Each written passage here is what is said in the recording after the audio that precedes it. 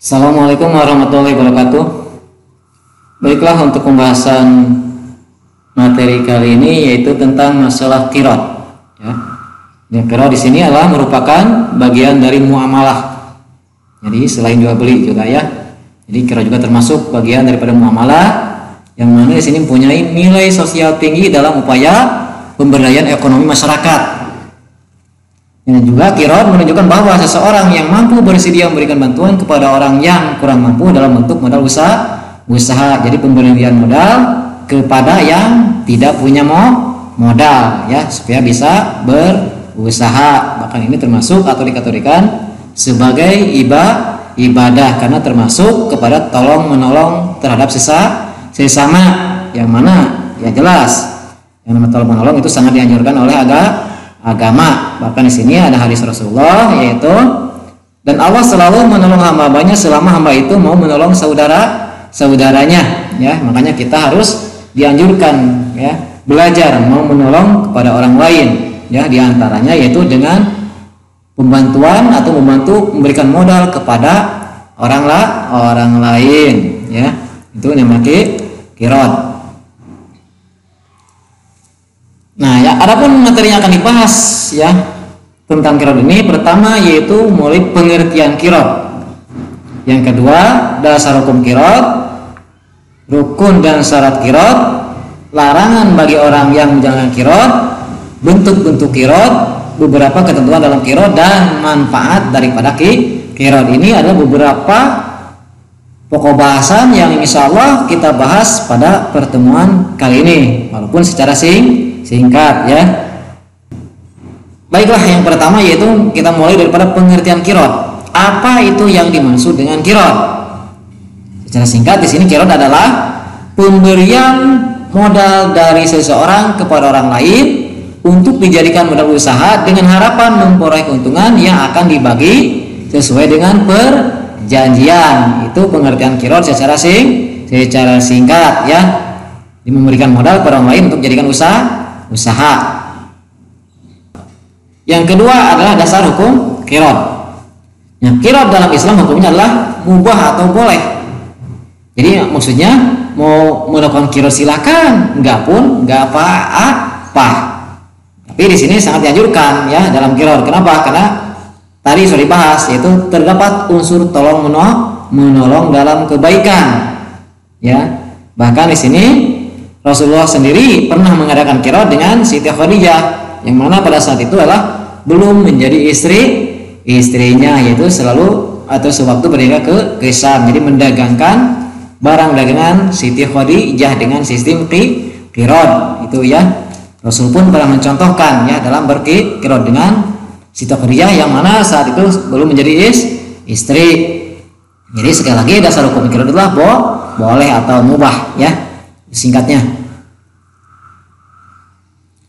Terus rukun dan syarat qirad ya, rukun dan syarat qirad. Adapun rukun dan syarat qirad adalah yang pertama harus ada pemilik modal atau sahibul mal, dan juga harus ada pengelola modal ya, itu yang atau amil ya, itu rukunnya yang pokok. Dan baik itu pemilik modal ataupun pengelola modal harus memenuhi syarat. Yang pertama yaitu apa saja? Yang pertama yaitu sudah mumayyiz, juga berakal sehat, sukarela atau tidak terpaksa, dan juga amanah ya. Ini syarat bagi kedua orang, baik itu pemilik modal ataupun pengelola modal. Terus yang kedua ada modal usaha, ada enggak modalnya, yaitu ya yang akan dijadikan usaha. Yang ketiga jenis usahanya ya, jenis usaha yang akan dijalankan oleh melakukan usaha itu juga harus disepakati oleh kedua belah pihak, baik disepakati oleh yang punya modal juga yang melakukan atau menggolongkan modal. Juga harus ada keuntungan. Adapun pembagian keuntungan disepakati bersama saat mengadakan perjanjian mau berapa daripada keuntungan, apakah mau 50-50 atau 50% atau 60-40, itu tergantung kesepakatan antara pemilik modal dan yang menjalankan usaha atau pengelola modal. Juga yang kelima yang termasuk rukun qiraat adalah ijab qabul. Ya, ijab qabul, serah terima di antara keduanya dan harus jelas dan dituangkan dalam surat perjanjian. Itu syaratnya. Ini adalah 5 pokok ya dalam berqiraat yang harus terpenuhi atau yang makan rukun qiraat. Dari rukun tersebut juga harus memenuhi syarat-syarat daripada rukun tersebut ya. Terus yang selanjutnya, larangan bagi orang yang menjalankan qiraat. Ada beberapa larangan yang harus dihindari bagi orang yang menjalankan qiraat. Yang pertama, tidak boleh melanggar perjanjian, tidak boleh melanggar akad. Itu ya yang harus dihindari. Terus yang kedua, jangan menggunakan modal untuk kepentingan diri sendiri. Jadi modal usaha harus digunakan untuk usaha. Jangan ketika menggunakan modal ya dipakai untuk hal-hal yang lain di luar usaha yang sudah disepakati. Terus yang ketiga yang harus dihindari ya yaitu menghambur-hamburkan modal usaha. Ya, itu tidak boleh. Dan yang keempat, menggunakan usaha untuk perdagangan yang diharamkan oleh syara. Itu juga tidak boleh melakukan usaha yang mana jenis usaha tersebut jelas dilarang oleh syara, dilarang oleh hukum Islam. Itu yang harus dihindari ya bagi orang yang menjalankan qiraat ya. Terus selanjutnya bentuk-bentuk qiraat. Nah, bentuk qiraat dapat dikelompokkan menjadi 2 macam, yaitu pertama qiraat sederhana dan qiraat yang berbentuk modern ya. Seperti mana yang termasuk bentuk qiraat sederhana? Di antaranya seperti apa? Yang dilakukan oleh perorangan ya, antara orang dengan orang, seseorang dengan seseorang ya, dengan cara bagi hasil. Bahkan di sini juga sudah dicontohkan oleh Rasulullah ya, yang sebagaimana tadi sudah dibahas, yaitu dulu ketika menjalankan usaha dengan Siti Khadijah, yang mana Siti Khadijah pada situ belum menjadi istri ya. Siti Khadijah yang merupakan pemilik modal, Rasulullah yang mendagangkan barang daripada Siti Khadijah. Itulah bentuk qiraat yang termasuk sederhana. Sampai sekarang pun ya mungkin ada itu bentuk antara perorangan. Nah, yang kedua bentuk qiraat modern ya.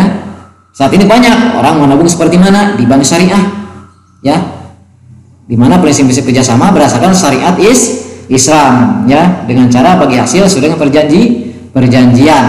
Itu juga itu termasuk qiraat dengan sistem modern, itu dengan lembaga-lembaga seperti mana seseorang dengan banknya itu berbentuk bank syariah. Jadi yang itu nanti penghasilannya itu dibagi hasil. Jadi bagi hasil baik dengan pihak bank ataupun untuk sebagian untuk pihak bank dan juga bagi orang yang menabungnya. Itu ya. Itu termasuk untuk qiraat modern. Bahasan selanjutnya itu beberapa ketentuan dalam qiraat ya, beberapa ketentuan yang perlu diperhatikan dalam masalah qiraat. Di antaranya yang pertama, agar pelaksanaan qiraat dapat berjalan dengan sukses, maka diperlukan kemauan dan kemampuan kedua belah pihak ya. Kemauan bagi orang yang punya modal, juga kemampuan bagi orang yang menjalankan usaha, juga kemampuan dari kedua belah pihak. Itu yang harus diperhatikan ya. Terus yang kedua, pemilik modal harus mempunyai kepercayaan dan kecermatan melihat pengelola dan bidang usaha yang ia modali. Jadi harus saling percaya kuncinya. Percaya yaitu khususnya diantaranya lah yang punya modal, juga harus cermat dalam melihat pengelola di bidang usaha. Jadi usahanya harus jelas. Apakah orang tersebut sesuai dengan keahliannya dalam bidang usaha tersebut atau tidak? Nah, itu harus dicermati. Supaya apa? Supaya menjaga hal-hal yang tidak diinginkan. Terus yang ketiga, pemilik dan pengelola modal harus jujur, bisa dipercaya atau amanah dan bertanggung jawab serta profesional. Jelas kejujuran harus diutamakan ya. Juga harus amanah dalam menjalankan usaha. Yang keempat, perjanjian antara pemilik dan pengelola modal harus dibuat dengan jelas. Jadi sebelum ijab qabul, sebelum serah terima modal itu harus dibuat perjanjian dengan jelas dan harus disepakati oleh kedua belah pihak. Kalau memungkinkan ya silakan menghadirkan saksi ya. Itu. Jadi tertulis kalau bisa perjanjian, baik itu perjanjian tentang pembagian hasil atau yang lainnya yang menyangkut dengan masalah qiron.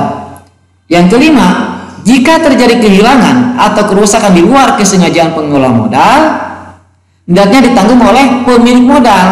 Jadi hilang tanpa sengaja, umpamakan yang pengusaha itu hilang modalnya atau tertipu, ya. Kalau tanpa sengaja jelas itulah siapa yang boleh tanggung jawab adalah yang punya modal. Akan tetapi apabila kerusakan disebabkan kelalaian yang disengaja oleh pengelola modal, maka kerugian ditanggung oleh pengelola modal.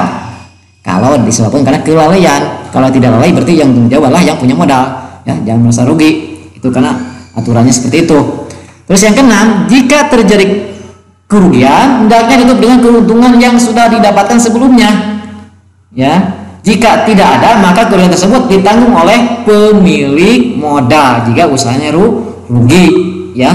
Itu kalau ada ya ditutupi oleh hasil yang sebelumnya, kalau tidak ada ya ditanggung oleh pemilik modal, jangan ditanggung oleh yang pengelola usaha itu. Diantaranya beberapa ketentuan yang harus diperhatikan dalam berqiron.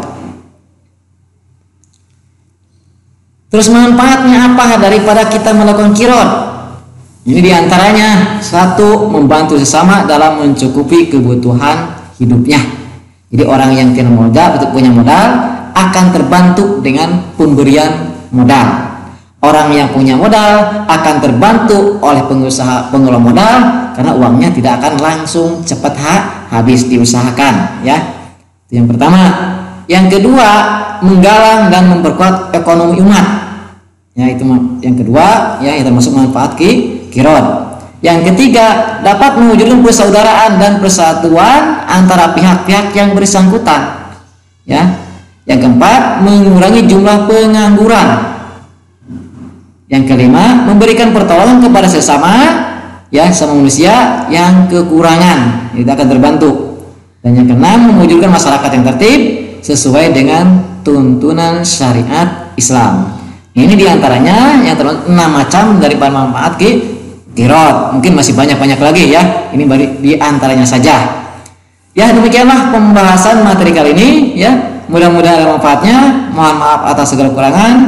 Akhir kata, wassalamualaikum warahmatullahi wabarakatuh.